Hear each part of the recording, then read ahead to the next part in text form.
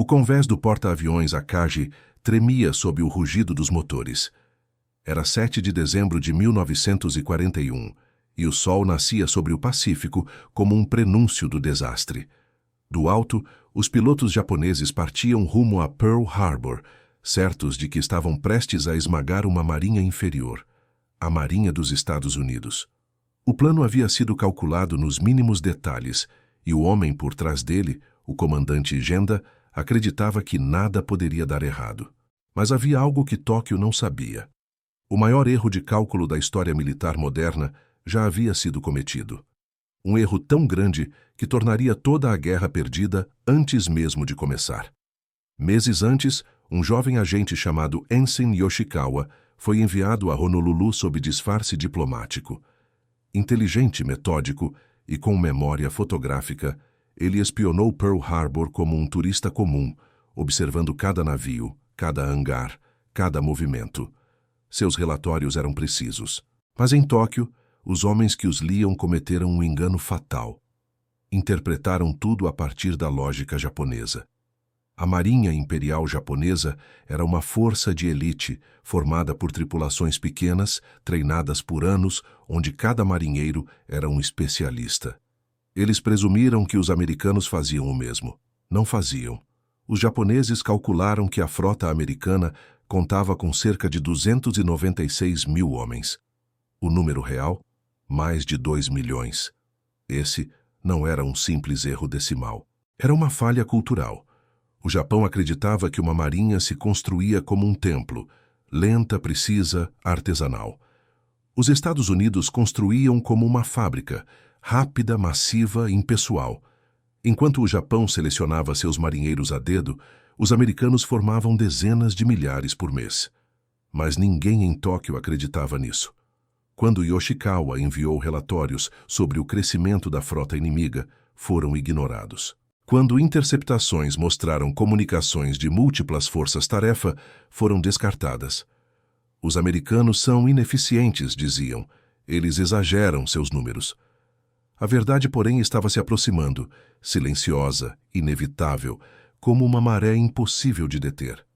Quando os primeiros navios americanos foram vistos em Guadalcanal, os japoneses ainda acreditavam que o inimigo estava no limite. Mas as ondas seguintes revelariam algo que nenhum almirante japonês estava preparado para encarar. A primeira grande pista veio no Mar de Coral. Aviões japoneses relataram apenas 2 porta-aviões americanos na área. Mas os códigos interceptados mostravam algo impossível. Havia milhares de marinheiros a mais do que qualquer cálculo japonês prévia. Para cada navio, os americanos tinham o dobro de pessoal. Para cada piloto morto, outro já estava em treinamento. Mesmo assim, o alto comando ignorou os alertas. A arrogância cultural da Marinha Imperial tratava a inteligência como função secundária. Quem observa não luta, diziam. E por isso, ninguém ouviu os que alertavam que algo estava errado. Em junho de 1942, veio Midway. O Japão perdeu 4 porta-aviões e mais de 3 mil homens. Foi um golpe tático devastador. Mas o que chocou os analistas em Tóquio foi outra coisa. O Yorktown, atingido por bombas e torpedos, voltou a operar em apenas 4 horas. Como? Simplesmente porque os americanos tinham equipes de controle de danos 3 vezes maiores do que as japonesas. Cada navio americano tinha mais engenheiros, mais reservistas, mais marinheiros, mais tudo. A essa altura, a matemática já gritava a verdade. Os japoneses estavam lutando contra um inimigo que não conheciam. Em agosto de 1942, quando os fuzileiros navais americanos desembarcaram em Guadalcanal, Tóquio estimou que fossem 10 mil homens. Eram mais de 16 mil, apoiados por 30 mil marinheiros. Era impossível, pensavam os oficiais japoneses, até verem mais comboios chegando semana após semana, reabastecendo tropas sem parar. No início de 1943, o almirante Isoroku Yamamoto, o cérebro por trás de Pearl Harbor, enviou um telegrama desesperado. Os números americanos não correspondem à realidade de nossas estimativas. Ou eles esvaziaram o Atlântico, ou estamos errados desde o início. E estavam. Em maio, os analistas da inteligência japonesa começaram a refazer cálculos baseados em patrulhas, rádios interceptados e interrogatórios de prisioneiros. O resultado os deixou em silêncio. A marinha dos EUA já tinha mais de 1,8 milhão de homens. Mas essa descoberta não salvou o Japão. Ela foi classificada, selada, silenciada. O relatório que poderia ter mudado o rumo da guerra nunca chegou aos comandantes. E enquanto Tóquio escondia a verdade, os Estados Unidos preparavam a ofensiva final. No verão de 1944, o Japão ainda lutava, mas já estava derrotado. No papel, no cálculo, na matemática do impossível. Os americanos haviam mobilizado uma marinha 10 vezes maior.